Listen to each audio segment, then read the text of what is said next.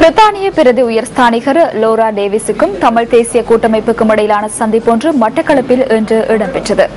இதேவேளை பிரித்தானிய பிரதி உயர்ஸ்தானிகர் லோரா டேவிஸுக்கும் மட்டக்களப்பு மாவட்ட அரசாங்க அதிபர் PSM சார்ல்ஸுக்கும் இடையில் சந்திப்பொன்றும் இன்று இடம்பெற்றுள்ளது.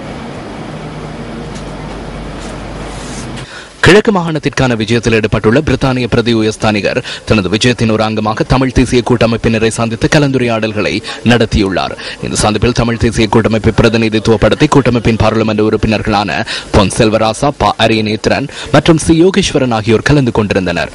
கிழக்கு மாகாண தமிழ் மக்கள் எதிர்நோக்குகின்ற பிரச்சினைகள் குறித்து இந்த சந்திப்பில் கலந்துரையாடப்பட்டுள்ளதாக எமது செய்தியாளர் குறிப்பிடுகின்றார்.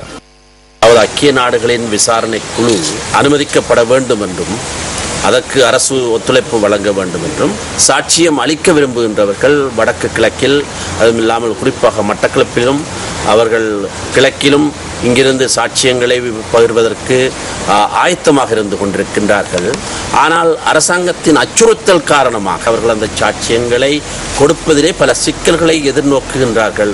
அவர்கள் எந்த பயமும் இல்லாமல் அந்த சாட்சியங்களை வழங்குவதற்கு நீங்கள் அரசாங்கத்துக்கு ஒரு ஆலோசனை வழங்க வேண்டும். மட்டக்களப்பு மாவட்ட இன விகிதாசார குறைப்பு நடைபெற இருக்கின்றது என்ற ஒரு தரவையும் நாங்கள் அவருக்கு வழங்கியிருந்தோம். சத்துருக்கொண்டான் படுகொலை தினமாக கடந்த 9ஆம் தேதி 24வது ஆண்டு நிகழ்வை நடத்துவதற்கு நாங்கள் போன போது அங்கிருந்த போலீசாரங்களை தடை போட்டிருந்தார்கள்.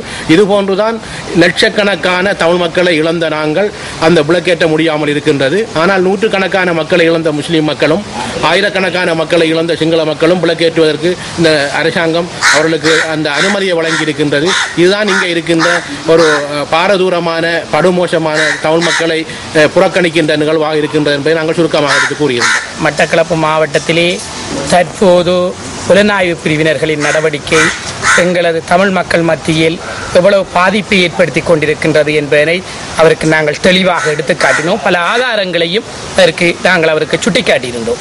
இது குறித்து நீங்கள் அரசாங்கத்தின் கவனத்திற்கும் சர்வதேசத்திற்கும் எடுத்துச் செல்ல வேண்டும் எனவும் நாங்கள் வேண்டுகோள் விடுத்தோம்.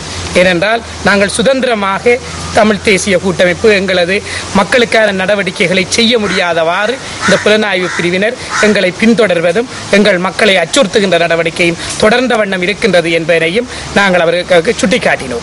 இதேவேளை பிரித்தானிய பிரதி உயர்ஸ்தானிகர் லோரா டேவிடுக்கும் மட்டக்களப்பு மாவட்ட அரசாங்க அதிபர் PSM சார்ல்ஸிற்கும் இடையில் சந்திப்பு ஒன்று இன்று இடம்பெற்றுள்ளது. இந்த சந்திப்பு மட்டக்களப்பு மாவட்ட செயலகத்தில் நடைபெற்றதாக எமது பிராந்திய செய்தியாளர் தெரிவிக்கின்றார். மட்டக்களப்பு மாவட்டத்தின் கடந்த கால நிலைமைகள், யுத்தத்தினால் ஏற்பட்ட பாதிப்புகள், இயற்கை அனர்த்தங்களினால் ஏற்பட்டுள்ள பாதிப்புகள் மற்றும் மக்களின் வாழ்வாதார நிலைமைகள் குறித்து இந்த கலந்துரையாடலில் ஆராயப்பட்டுள்ளன. அத்துடன் மாவட்டத்தில் முன்னெடுக்கப்படுகின்ற அபிவிருத்தி திட்டங்கள் மற்றும் எதிர்கால திட்டங்கள் குறித்தும் இதன்போது கலந்துரையாடப்பட்டுள்ளதாக எமது செய்தியாளர் தெரிவிக்கின்றார். பிரித்தானிய பிரதி உயர்ஸ்தானிகர் இந்த கால பகுதியில் கிழக்கு மாகாணத்திற்கான விஜயத்தில் ஈடுபட்டுள்ளமை குறிப்பிடத்தக்கது.